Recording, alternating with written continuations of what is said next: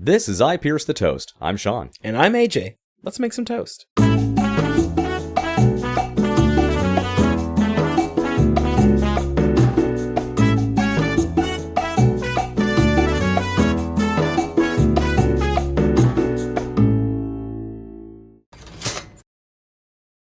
Welcome back to I Pierce the Toast. Last time we left you with part 1 of Brick, written and directed by Rian Johnson. AJ, are you ready to get back into the seedy world of high school smack? I mean, I just devoured my slice of toast. I had a little bit of cinnamon and a little bit of butter on it. So no, I'm here for it. I'm good. Well, let's get right back into it. Okay. I think an interesting take that Johnson did here is we're going to kind of go back through the motions here. All right? The very beginning, Emily asks for help, so he goes through and we kind of get an introduction to some different characters that we're going to need to know about. Well, now he's going to have to go back through all that again because now he has some new information. Emily is dead.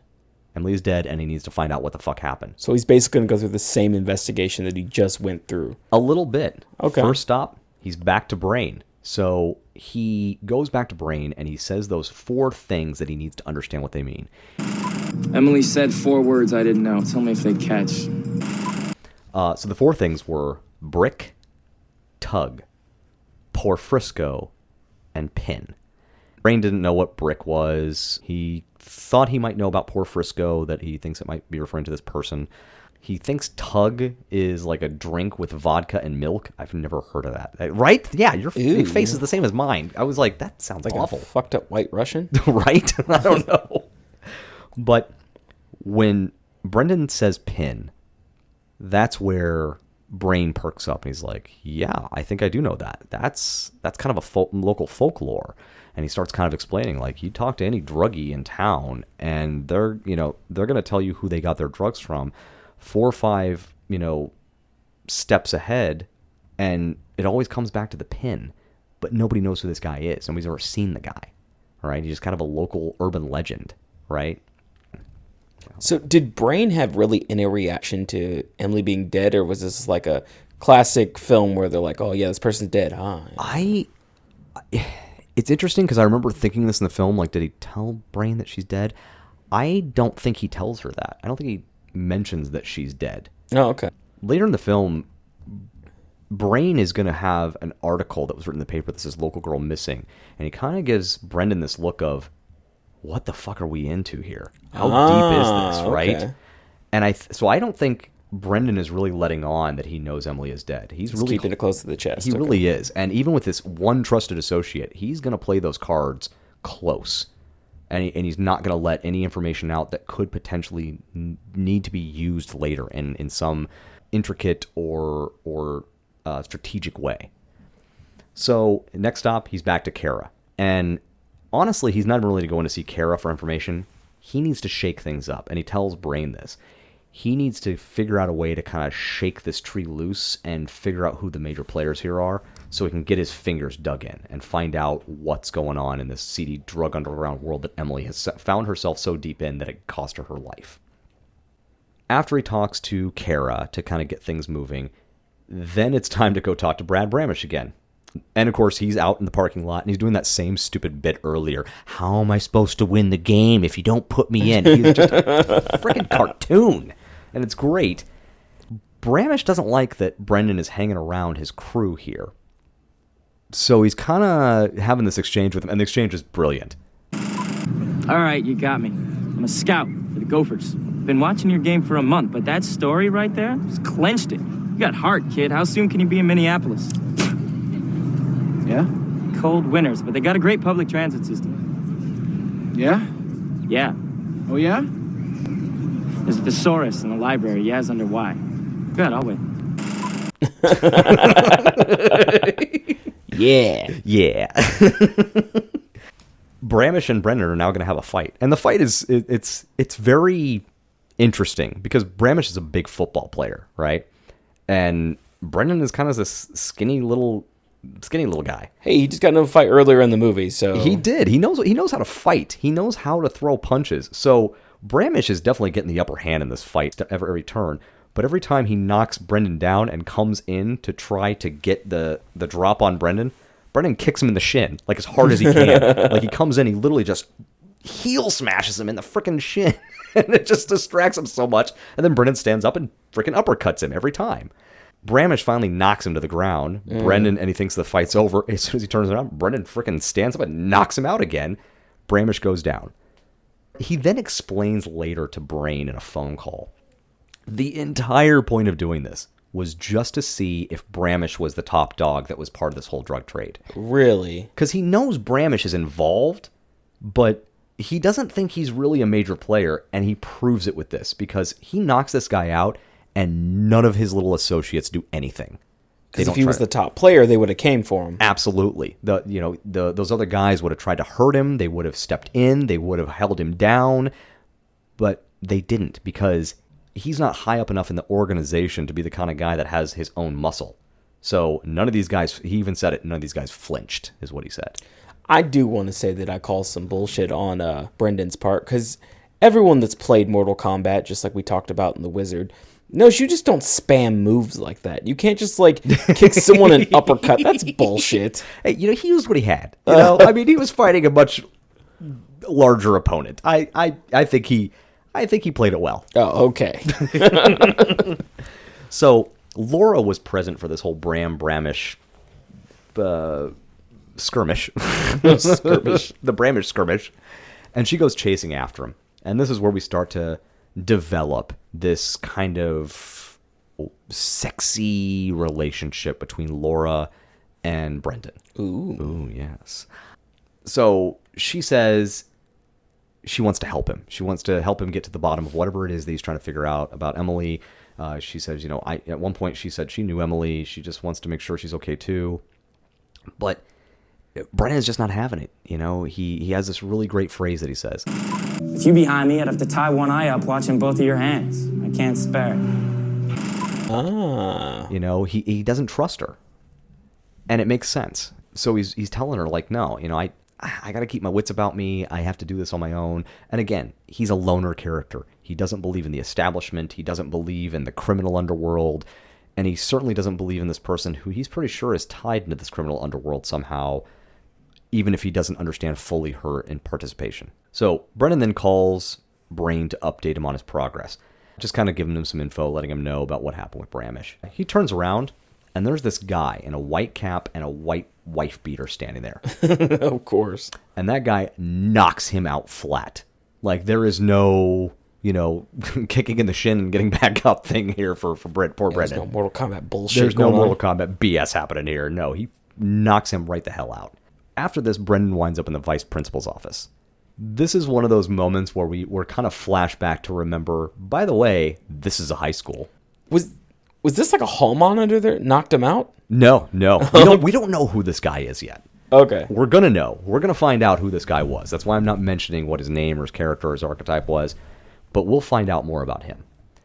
But the knocking out is what gets us to the vice principal's office. So he just wakes up in the vice principal's office? I don't know if it's so much of a wake up, because we kind of enter this scene of the vice principal's office as it's kind of already in motion. Brendan has a bag of ice on his lip, and he's telling the vice principal, like, I don't know who he was. He said he wanted my lunch money, but thank God I brown bagged it.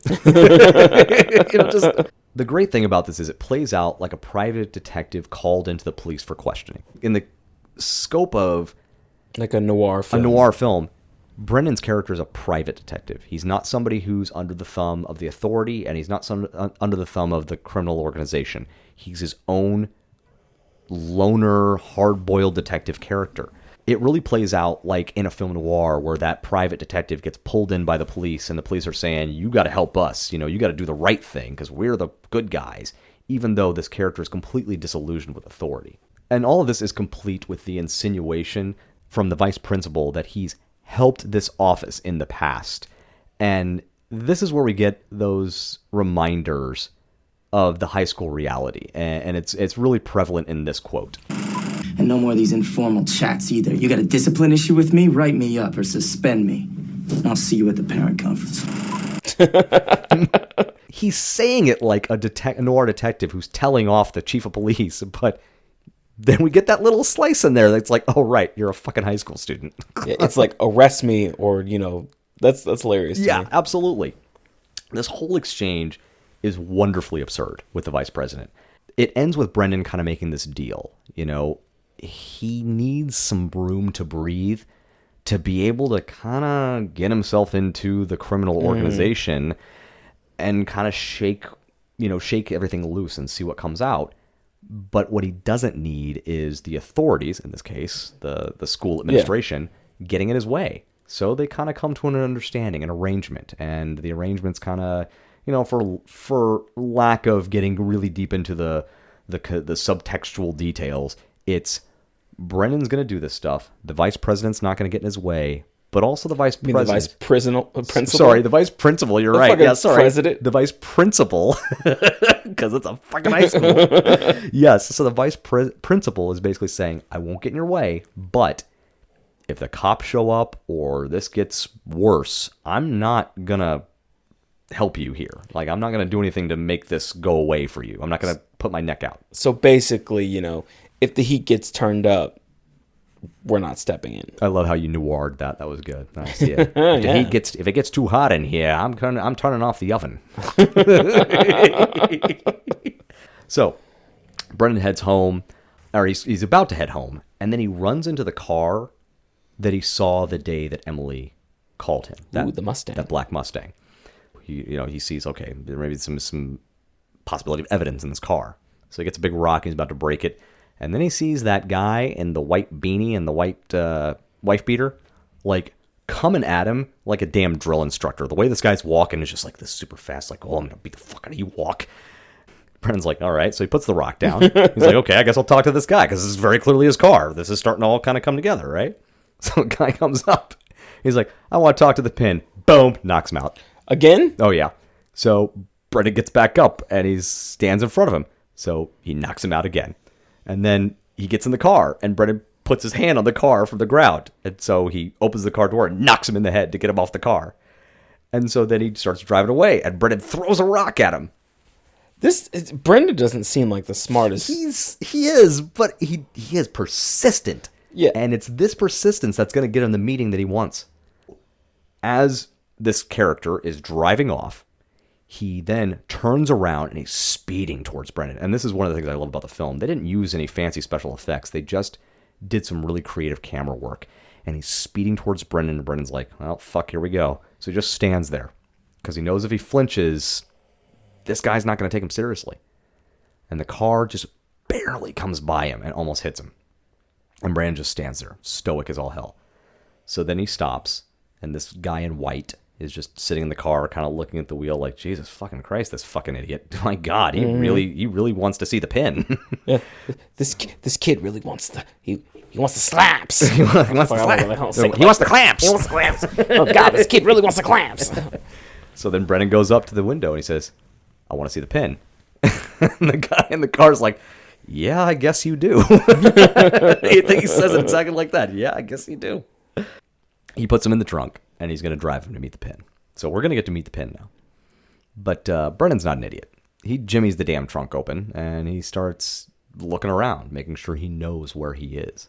Wait, so he was in the trunk of the car? He's in the trunk of the Mustang, yeah. Okay. The guy in white puts him in the trunk to take him to see the pin, because at this point, Brendan's proved through his persistence that he really wants to see the pin. Okay, so we're going to have a fucking meeting. But we're not going to just take you there so you know where it is. We're going to put you in the trunk. Exactly. We're going to put you in the trunk, because that's what you do. It's the 1940s, right? If you put him in the trunk, well, we're going to do the same thing in a high school in 2005. Yeah, why not? It's safe, So he jimmies it open. He gets his bearings, sees where he's at. He's good.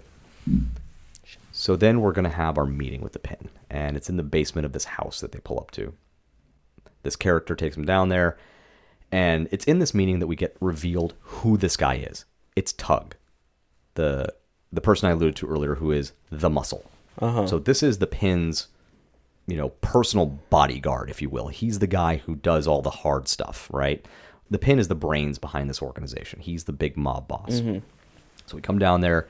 So the pin has this very curious way about him. Okay. And he's kind of explaining to Brendan why he's very curious to hear what Brendan has to say, especially since Tug brought him in, and apparently, according to the pin, That is well outside Tug's behavior. Tug is not the kind of guy that's just going to bring some guy to meet him.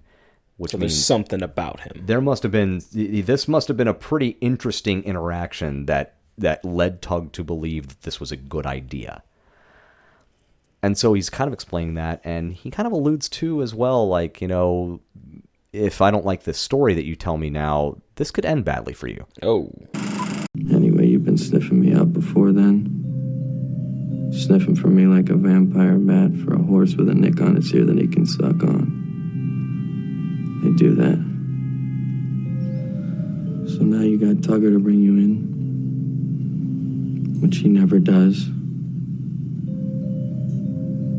And you got me listening. So I'm very curious what you have to say that better be really, really good. Brendan plays the one card he knows he has. He lets the pin know. He knows exactly where he is. And he tells him exactly the address, tells him like some details of where he's at, what the Eagle mailbox looks like outside. And this sends Tug into a rage. Oh, shit. So Tug knocks him on the ground and starts choking him out. Well, then Brendan wakes up and he's in another part of the basement. I'm going to call this place the interrogation room. Okay. Because the place we were before in this basement looked like kind of a nice office. It's the Pin's office, right? It's base of operations. So the place, it's just got crap all over the place, like a bike in the corner. And Brendan wakes up and Tug is just sitting there watching him, smoking what we think is a cigarette. We're not really sure. Brendan tries to get up and then Tug knocks him out again and knocks him down. Poor fucking kid. He's the man. muscle. This is what he does. This is his thing. But it's funny. The scene is hilarious because Tug is just sitting there in this chair and just like kind of chilling, right? And then Brendan's like, well, fine, I'm going to get up. So the camera stays on Brendan. And you see him, like, you hear these footsteps go, boom, with the punch. And then you hear, and then the camera goes back to Tug and he's in the exact same position. Kind of insinuating that Tug is so fast and that Brendan is so out of it that it doesn't even look like Tug has moved. That's to beat the shit out of him.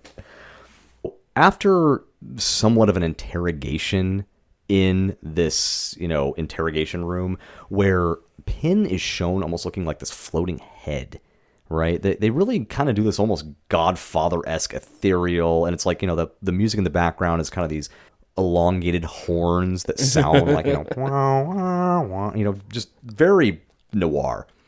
After we get done with that, we need another reminder that this is high school, because I feel like we've departed too far and we're going to forget that this is high school. So the next scene is who we're going to learn is the Pin's mom in the fridge looking through and asking if they want orange juice or milk or maybe some Tang.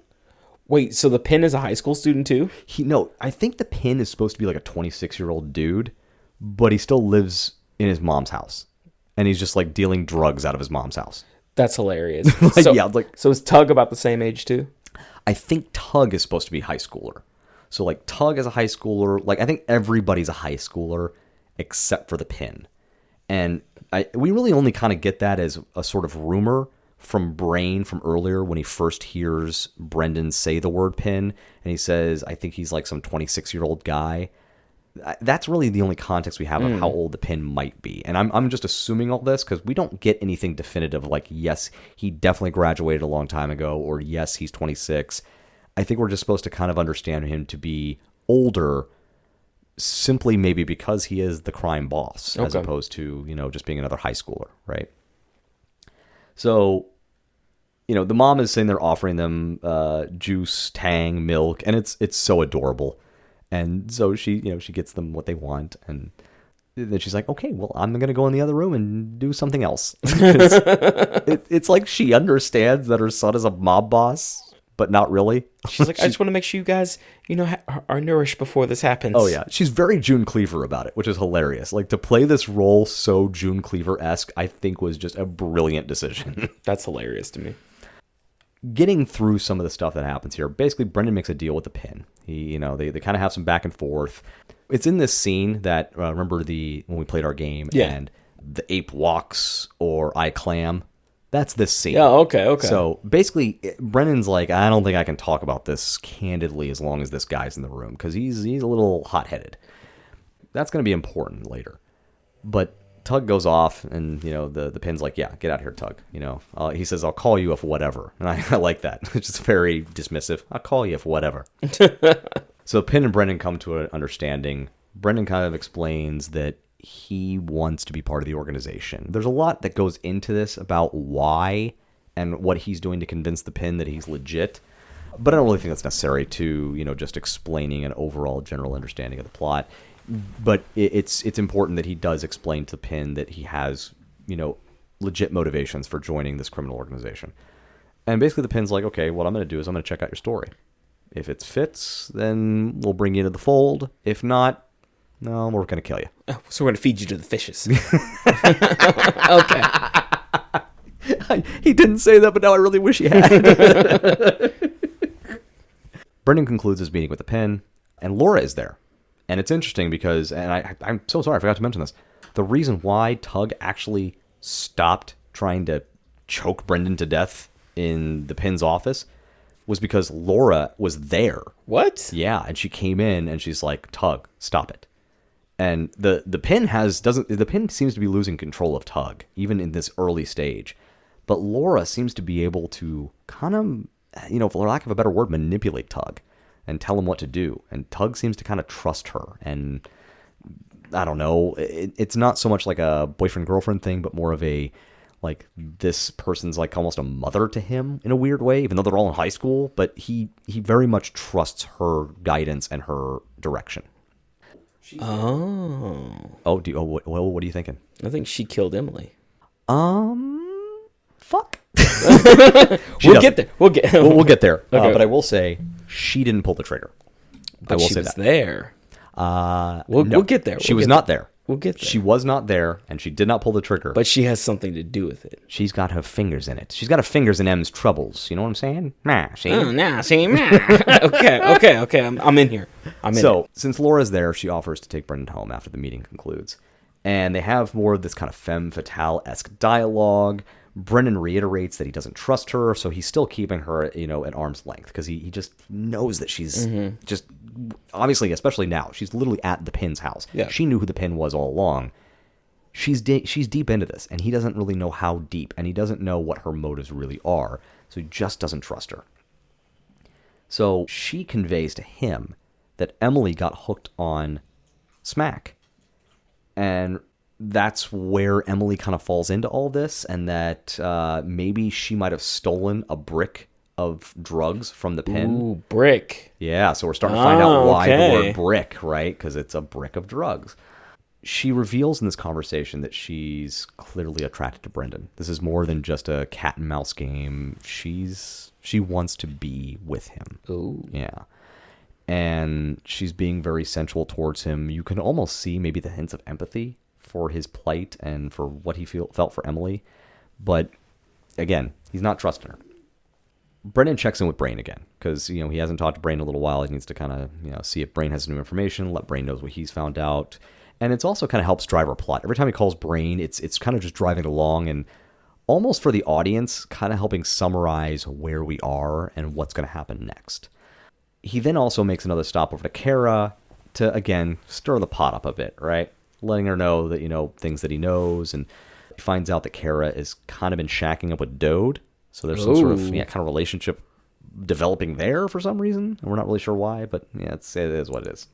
So as Brendan's walking around high school, and he never goes into a classroom, which I think is hilarious. I don't think any of these fucking kids are actually going to their classes. Truant motherfuckers. Truant bastards. Fucking going on journeys to play in video game contests in Los Angeles. Yeah, that's right. I'm going to call back to our previous episodes. So Brendan's walking around high school, and this guy starts approaching him. He's like, "You with the Pin? What's the word? Am I in?" And the guy pulls a knife and tries to kill Brendan. Oh, shit. Right? He's fucked. So he starts running. He runs, and he eventually winds up at this, like, kind of around a corner or something, and he waits for the guy to come down the hall because he can hear his boots loud as fuck. And he waits till he hears it, and he comes out of the corner, and he trips him, and the guy goes, like, headfirst into a pole. This just knocks him out fucking clean. Okay. And I think there's insinuation that he puts him in a coma by doing this. What? Yeah. He wakes up later, and we're going to find out who he was, but you know what? Screw it. We're gonna drop the fig leaf. He's not with the Pin. Brad Brammish hired him because he was pissed that Brendan had fucked with him on his own turf. So Brammish was just being a little bitch about it. Was like, you know what? Fuck this. I'm going to hire a guy to stab you. Well, how can he do his best if they don't put him in? God. Fuck.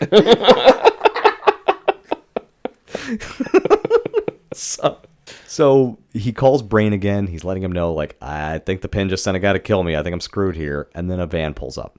Door opens. He gets in. It's the Pin. The Pin has decided to bring him in. He gives him some money. He says, this is what you're going to get every week unless there's a special job in which you'll get cut in with my crew. And then he hands one of those little pieces of paper. Those little ones that tell you where to go, right? Yeah, the one the underground uses. He says, you know where this is at? And he goes, yeah. He goes, well, meet us there tonight. We're having a little bring you in thing, right? So he goes to this little shindig with the Pin. I've seen Goodfellas. This does not end well. No, this was okay. They're not going to make him. He's not getting made. Okay, all right, okay. No, he's not that deep. He's not that trusted yet. It's because he didn't get his shine box. Get your fucking shine box. So Brendan goes back to his locker after this exchange, just getting himself reset, and he's going to have to go to whatever. Yeah, he's got to go get his books for his class that he never attended. Right. But his locker, he's got a note. And the note looks exactly like the one he got from Emily that told him to go to that payphone. So he goes to the payphone, and it's actually Dode that led him there. And Dode is telling him, I know what you did. And this is where we find out that the guy in the tunnel was Dode. Oh. And it's not that Dode killed Emily. Dode thinks Brendan killed Emily. Oh. So Dode and Dode's kind of telling, like, he doesn't know what he's going to do with this information yet. He's like, I don't know what I'm going to do yet. I'm still trying to figure it out, but I just want you to know that I know. That Didn't you he killed just Emily. get his ass kicked earlier by Brendan? He did, but now he thinks he can use this as leverage. Ah. Right? He thinks that this might be a payoff for him because he knows that Brendan's been sniffing around the Pin. So maybe if he goes to the Pin and tells the Pin that Brendan killed Emily, maybe there's a payday for him in it, right?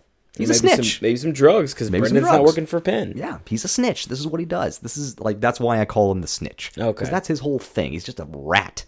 I hate using that word. But he's a snitch. So then Brendan needs to have his meeting with the Pin. He goes to the Pin, and they're kind of walking along the beach, just having a talk. And Pin reveals that what we saw in the basement where Tug got out of control, it's becoming too often of an occurrence. And this is why the Pin wants to bring Brendan in, because he thinks Brendan might be able to help rein him in. Rein him in. Not even necessarily rein him in, but maybe help alleviate the situation. And then on top of that, he starts talking about some stuff that he's got going on, and this is where we're finding a little more out about the bricks, right? He's only alluding to it, though. He's not being super straightforward about it. Things at this point start to escalate really quickly. Emily's noted in the paper is missing, and this is what I was talking about earlier.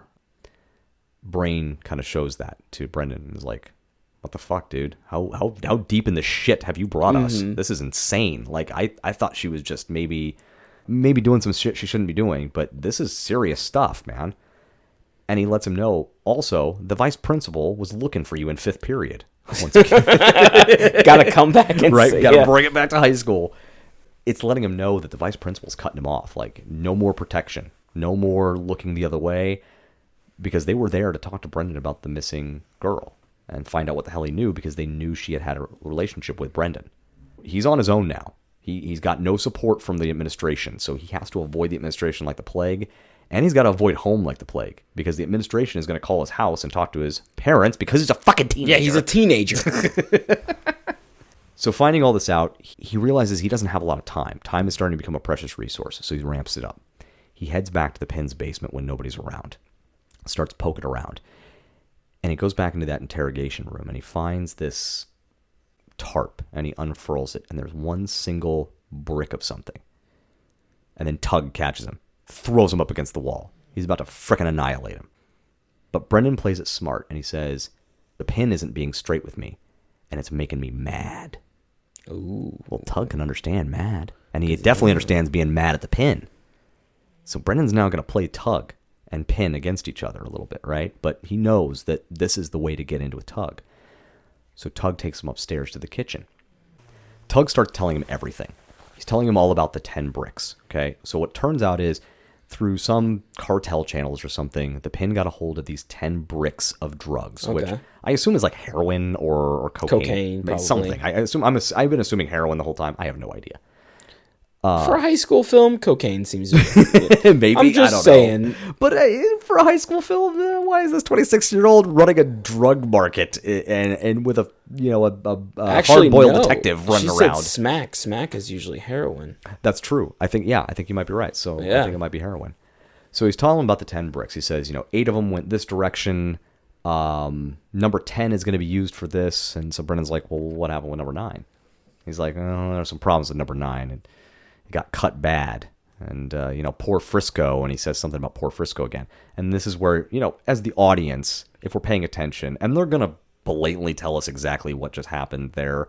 So Brendan takes this as an opportunity to ask Tug about Emily. He says, you heard this thing about Emily Kosich going missing. And Tug's like, I don't think I know that name. I don't know who Emily Kosich is. Well, the Pin walks in and he finds the two chatting and they just, play it off or whatever. And the Pin sits down and says, by the way, Tug, we got a meeting tonight. Somebody wants to give us some information about Emily Kosich. So, of course, we immediately find out Tug is fucking lying his ass off. 100%. Yeah, 100%. So we fast forward to the meetup. And it's at that same location, that hole. And, once again, the Pin gives Brendan a note letting him know where they're going to meet up. And it's at the tunnel, the little A. That's what the A looks like. It's a tunnel, right? So the meetup with Dode is about to take place. And Brendan knows that Dode is going to tell the Pin that it was him who killed Emily. So he enlists Laura's help. He's finally reached just a breaking point and knows that he needs someone else on his back. And it's interesting because he actually goes to Laura and she agrees to help him with the plan. And they come up with kind of a signal that she's going to use to let him know when Dode is on the football field, because he's going to try to talk to Dode before this meeting takes place. And the signal, he says, it's like 2 beeps and a honk or something. I can't remember what it was. But apparently it was a callback to Maltese Falcon. Oh. Yeah. Okay. Yeah. Fun times. He then finds Dode on the football field, and Dode starts talking about how he was going to be a good father to Emily's baby. Oh, what? Yeah, fuck, right? It's dropped on you just like that, where Dode is... That's why Dode thinks that he needs to turn him into the Pin and maybe make some cash off this. Yeah, he just drops this bomb that Emily was pregnant, and Dode is pretty sure he was the father. Oh, shit. Fast forward to the meeting. We've got Tug, Pin, Brendan, and Dode. And Dode is really dragging this out, right? He's like, I know who killed Emily. And he's close. He's very close. The reason why he's not telling Pin right away is they're negotiating price. Because Pin says, Brendan shows up and they've already kind of started talking. And the Pin lets him know. He says, well, Dode says he has information, but I don't think the price that he's quoting is really worth the information. And they're kind of negotiating that. He's letting the Pin know, oh, he's close. He's real close. And he keeps saying that because he wants to really make Brendan sweat. Because again, Dode thinks Brendan killed Emily. And he keeps saying it. And that's when the real killer decides that he's going to interject. And Tug comes over and starts beating the absolute fuck out of Dode. And just beating him senseless. This is where the rift between the Pin and Tug is going to reach its climax. Because Tug isn't satisfied just beating the hell out of this kid. Because Tug is terrified. Tug is the one who killed Emily. And he thought Dode knew it. And so to him, he needs to get rid of a witness. So Tug pulls out a gun and puts a bullet in his head. Right there in the tunnel. Oh, shit. Tug's not fucking around. And this is where the Pin realizes he has completely lost control of Tug. He has no influence over him anymore. So the Pin backs away. Tug is standing there over Dode's dead body. And Brendan passes out. And I should probably note, up to this point, Brendan, he hasn't been sleeping. He's gotten his ass kicked several times, mostly by Tug. So he's not in great shape right now. And he's like a fucking high schooler. Yeah, he's throwing up blood. He's passing out at random points. And so at this point, he passes out again. He just passes out right there. Brendan wakes up in Tug's house. And Tug doesn't know he's awake yet, so he's just kind of speaking into nothing. Yeah, kind of monologuing, to himself. But what he's doing is basically confessing to Emily's murder and trying to justify it because she sprung something on him. Oh. we're led to believe that Emily told Tug that it was His baby. his baby. So that freaked Tug out, and it sent him into a frickin' whirlwind. And that's why he killed her. Because of what took place in the tunnel, obviously there's a bit of a problem now. There's two warring factions now. And we're going to come to find that Tug has like his own army of young men in white wife beaters. and later we're going to find out the Pin has his army of guys dressed in black. Oh, okay. Oh, it's great. Yeah, it's very, it's black and white, like a film noir. Do they have like a dance-off? Like in a... I don't think they do. Tug keeps saying, hey, we're all laying low, because nobody knows what the next move is going to be, right? But before all this, Brendan kind of puts some pieces together, and he needs to go see Kara one last time.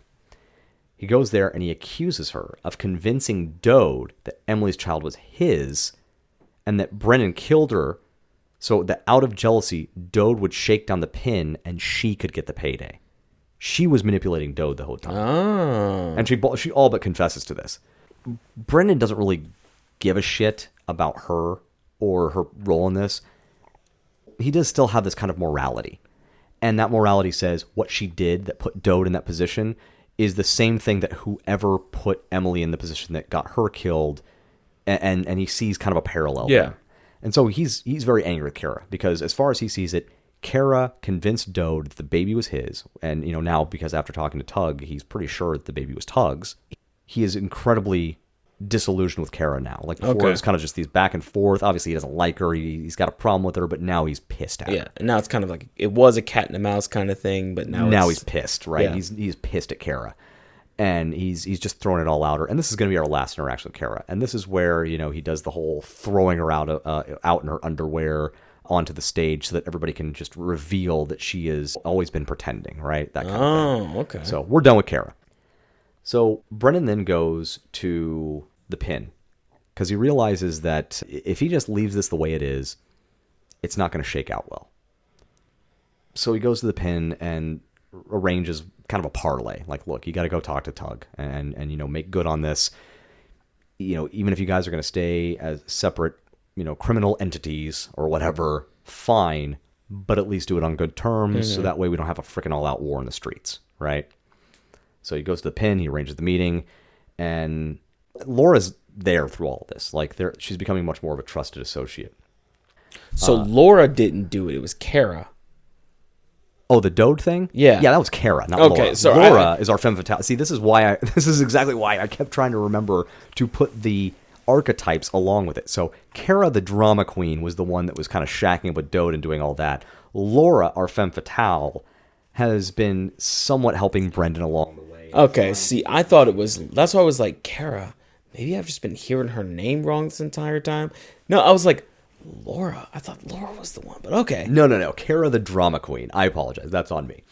Kara, the drama queen, was the one that was convincing Dode that Emily's baby was his so that he would feel more invested in trying to shake the Pin down for money to tell him that Brendan was the murderer. Okay, so Laura really didn't have anything to do with No, this. Laura had nothing to do with that part of it. She's been helping Brendan the whole time, trying to stop Dode when he was on his way to tell the Pin the information, and now she's helping to get the two warring factions together for a sit down, and really been helping Brendan out the whole way. And this is actually where we see kind of a crescendo for the relationship between Laura, our femme fatale, and Brendan. They're in a room, and this has been overwhelming for Brendan. He's emotionally and physically exhausted. And the meeting is set, and he has some time to process, and they're in a bedroom together, just him and Laura, and he just loses it. He just starts to bawl uncontrollably. This is where we actually see some empathy from Laura, our femme fatale. She strokes him, she's letting him know that it's okay, she holds him tight, and they kiss. They have this really beautiful embrace. And we kind of have a cut scene there, and I think it's supposed to insinuate they slept together. Oh. But they're both still fully clothed, so I don't know. And they're also in high school? So, I mean, there's that. Look, Emily's pregnant, right? There's definitely fucking going on in this film somewhere. High schoolers don't have sex. Of course they don't. Nobody has sex until they're 30. Yeah. So as they're laying there in what we can maybe assume is post-coital bliss, I'm not really sure, Brennan looks over. because she's been smoking a cigarette. And I think that's kind of why we assume that it's... Oh, the cigarette from earlier. Oh, yeah. So he looks at the cigarette and he sees a blue arrow. Because this whole time, I think him and even us as the audience, we've been assuming that Tug was the one driving, and that's what freaked Emily out, right? That's why she started freaking out when she was on the phone with him at the very beginning of the story. This whole time, I think Brendan's been assuming that because it was the black Mustang and it's Tug's car, that he was the one in the driver's seat.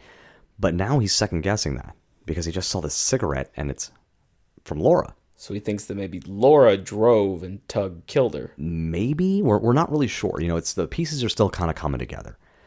So Brendan heads downstairs to make some preparations for the meeting, and he runs into Tug, and he says, hey, you got a cigarette? And Tug's like, I don't smoke.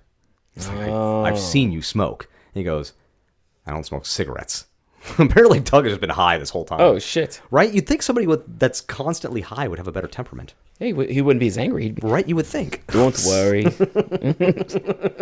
So it was Laura's cigarette, so she had to have been right there when Emily was killed. Well, not when she was killed, because remember, in the very beginning, that car drives by, the cigarette, like, she's on the phone with Brendan, the cigarette gets tossed, Brendan looks at the cigarette, sees the blue arrow. Oh, but then he talks to Emily later that day in person after he has his confrontation with Dode. So that at least followed her to the payphone. Follow? I don't know if it's a follow or if we're just supposed to believe that they were driving by and she just saw whoever was in the car and got freaked out. But now the question becomes... What's Laura's part in this? What is Laura's part in it? If Laura has a part in it, what is her part in it? Why would Emily be freaked out to see her? Right? That's the kind of the final missing piece. So it's time for our sit-down meeting. We're back in the Pin's basement. And on one side of the basement, we have Pin in black, with his henchman in black, and Tug in white, and his henchman in white. And it's just fun, because it's like 2 little chess pieces, or 4 little chess pieces in this room just sitting there, right? And they're talking out terms. The Pin is basically driving the meeting, and he's laying out his terms. And for the most part, Brendan's kind of trying to help with Tug to keep him moderated, because Tug has a pride issue. And he's kind of saying, okay, you know, those are all acceptable terms. Talking about the last brick, you know, what's going to happen to it, all that, right? And they're figuring everything out. Everything's fine. But then the Pin throws a curveball. He says, one last thing. Somebody cut that brick bad. How do I know the last brick isn't cut bad? Tug's like, how the hell should I know? Or why would you think that I know anything? The Pin's like, okay, that's fine. We can settle this easily. You're going to dose it. That's exactly how they say it, too, and I love that. Like, you're going to dose it. So they're going to test the quality? Somebody has to make sure. It's like, okay, if you die, then we know it's bad, right? It's kind of a fucked up way to do it, but that's what the Pin is saying. He's saying he wants Tug to dose the brick to prove to the Pin that the brick is okay. And Tug's basically saying, fuck this, I'm not going to do it. So then Brendan steps in and says, fuck it, I'll do it. Oh, shit. Right? Holy, like, this guy is a glutton for punishment. He's got some balls on him. He does, man. He'll stand in front of freaking speeding cars, let Tug beat the shit out of him, and let a femme fatale take him to bed. He has no fucks given. Yeah. So Brendan says he'll dose it. Fine. Each of them send their 2 henchmen out to go get the brick. So now we're in the room alone. We got Pin, Tug, Brendan. Nobody else is in the room. Laura cut the brick. Oh, maybe. She's responsible, and Emily knew. Maybe. I'll let you play this out. You're on the right track. You're right. kind of. I like that you're speculating. I like this. You're kind of almost there. You're, as Laura's gonna say later, 9 out of 10. Okay. That's literally what she said. It's great. So they're in the room together, and then the commotion starts. There's punches being heard, thuds on the floor. And then all of a sudden we hear shots ring out. And they're all looking around like, what the fuck is going on? And the Pin's guy comes in. He's been shot. And he collapses to the ground. And he tells the Pin, the brick is gone. Oh, shit. Yeah, oh fucking shit. And I should probably mention, earlier when Brendan was setting everything up, his quote-unquote setting everything up and getting ready for this meeting, he took Tug's car under the guise that he was going to lead away any, tails or anything or whatever. What he was actually doing is going and putting Emily's body in Tug's car. Oh. Because he knows. Tug, we know at this point, Tug killed her, and he should be responsible for that death. But the only way he's going to be able to prove to the police that Tug was the murderer is if they find the body. So he puts the body exactly where they would naturally associate it with Tug. And before the meeting starts, he had called Brain and said, at this time, I need you to call the police and tell them that the drugs are in the car. Right? Because he doesn't want the police going there thinking they're going to find a body. He just wants them to find a body. So all that's playing out. But now things have gone a different direction because I don't think Brendan was assuming this brick would go missing. But now it is. It's gone. And so now Tug and Pin are in this room and they're about ready to tear each other apart. Tug pulls a gun. He's going to blow a fucking hole in Pin's head. Brendan wrestles it away from him. You know, there's no more morality here at this point. I don't even know why he interjected. I don't know if it was to buy himself time or if he actually cared about the Pin. Maybe he had developed some sort of at least passing respect, but he didn't want to watch Tug shoot him. Well, I mean, he's probably wrestling with the fact that he knows that Tug killed Emily, so he doesn't want Tug to succeed.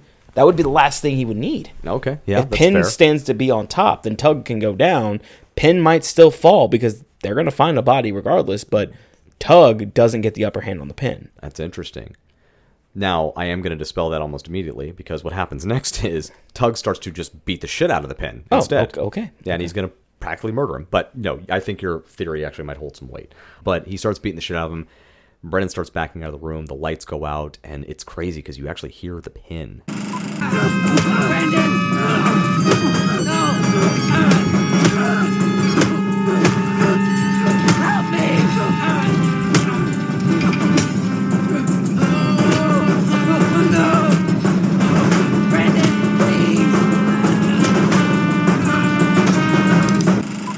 He's terrified. It's a weird, because in this situation, we shouldn't need a reminder that we're in a high school. This should be kind of a thing that just lets us play it out as whatever it is. But it is a weird reminder. It is a scary, terrifying reminder that the Pin, he's just a scared local kid. He's just a guy that was trying to make a buck or two, but through an illegal means. And he's screaming out to Brendan because he thought Brendan was his friend. He thought Brendan could be trusted And help him.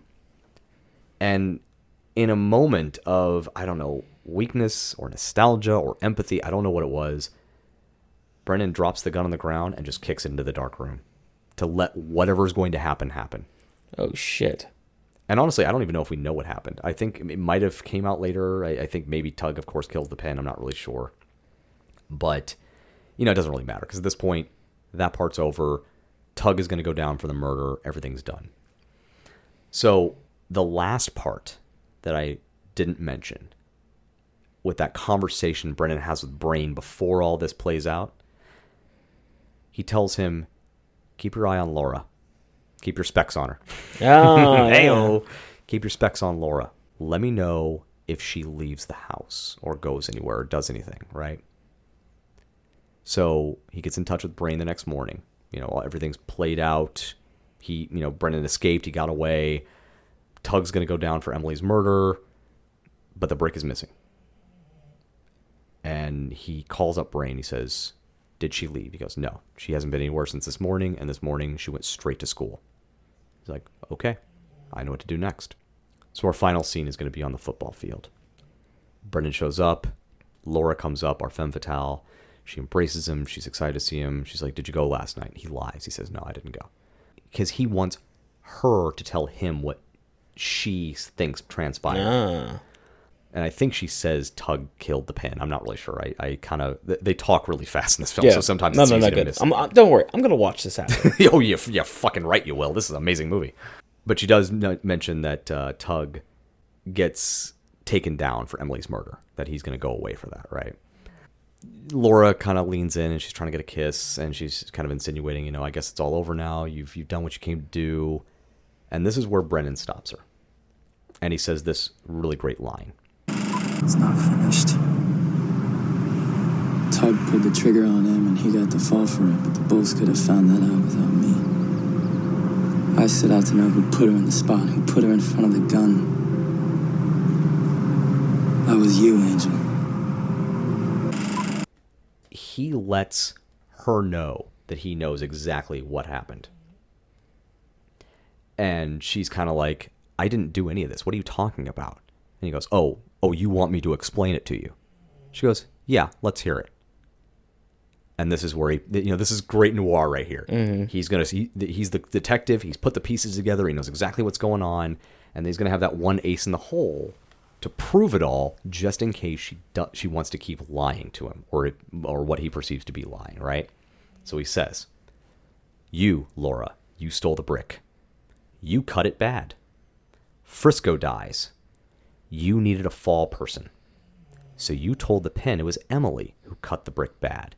And Emily was so desperate to be a part of your crew and to be accepted by you as part of the popular group that she was willing to go along with it. Then Emily tells Tug the baby was his, which set him off, and he kills her. Thus, she can't defend herself when you tell the pen that she was the one who cut the brick bad. Because the pen didn't know who cut the brick. He didn't know who cut the brick, and now he knows, so it's all just Emily's fault, right? So Laura denies the accusation. She's vehement that she did not have any part in this. Brennan's like, okay, if that's true, then when the vice principal searches your locker, they're not going to find the brick that you stole last night. And that's when she realized she's got. Because she knows that's exactly what she did. She was the one who took the brick, and she was going to try to sell it again. Because that's what she did in the first place, was try to steal a brick, cut it, and make a profit for herself. Within this, there's cut scenes interspersed that let us know that this is exactly what's happening. They show, like, the vice principal going to it, right? And she's like, Brendan, please, don't do this, don't do this, don't do this. He says, it's already done. He already set all this in motion because he knew. He was 100% confident that she was behind all of this. Laura all but confesses. And she says, 9 out of 10. And then she tells Brendan the missing piece. She told Emily to tell Tug that the baby was his, knowing how Tug would react. So it wasn't Emily going to Tug, knowing that it was Tug's baby, and just happening to tell him, and him just happening to get set off, and this just happening to lead to her death. No, she literally put her in that situation by telling her that it would soften Tug up if she said, tell him it's your baby, knowing what Tug would do. So she knew that Tug was going to kill her. She knew that she could steal the brick after this, setting all this in motion. Well, no, she had already taken the brick. Remember? No, the second brick. Oh, no, this was way before the second brick. She told... So, to kind of recap, the way all this kind of... If we step out of the noir and we look at the events that led us all here, Emily and Brendan break up. Emily wants more social life. So she tries to hang out with Brammish and Laura and their whole crew. They kind of bring her into the fold, but not really. She kind of works her way down the social ladder, eventually winding up with Dode, right? But what we find out is along the way, she probably slept with Tug, and she probably slept with Dode. So, of course, Dode thought it was his baby. Tug thought it was, at one point she tells Tug it was his baby. But what actually took place was Laura, and during all this, had taken one of the bricks, cut it bad. Some guy named Frisco, who they keep calling him Poor Frisco, dies. She then needs a fall person, sees that Emily is desperate for approval. So this was just the fall person aspect. Yeah, this is just the fall person aspect. I thought that this was, she had already cut the brick. She already knew what was going on with the first brick, but she wanted a piece of the second one. No. That's what I was thinking. That was all the fall person stuff. Okay, I get the second brick is just, she stole that. In a moment of opportunity. In a moment of opportunity while the Pin and Tug were about to have a war with each other. So that was much later on, like kind of, she cut the first brick bad, and now she's thinking, well, okay, I know what to do now. Now I'll steal the second brick, because this was always about her trying to make more money. So after basically confessing to Brendan that the murder was really orchestrated by her, because she told Emily, hey, go tell Tug that it's your baby. It'll soften him up, knowing full well that he would kill her for finding out that information. That's when she drops the biggest bomb. She says, I was going to take her to a clinic, for this, because she was already starting to show, because she was 3 months along. It's Brendan's baby.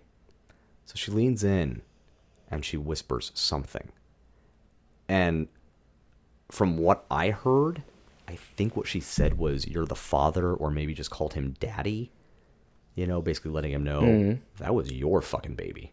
This wasn't Tug's or Dode's. It was always yours. it's funny because then Brain comes up and says, "What'd she say?" And Brendan says this great line. What'd she whisper to you?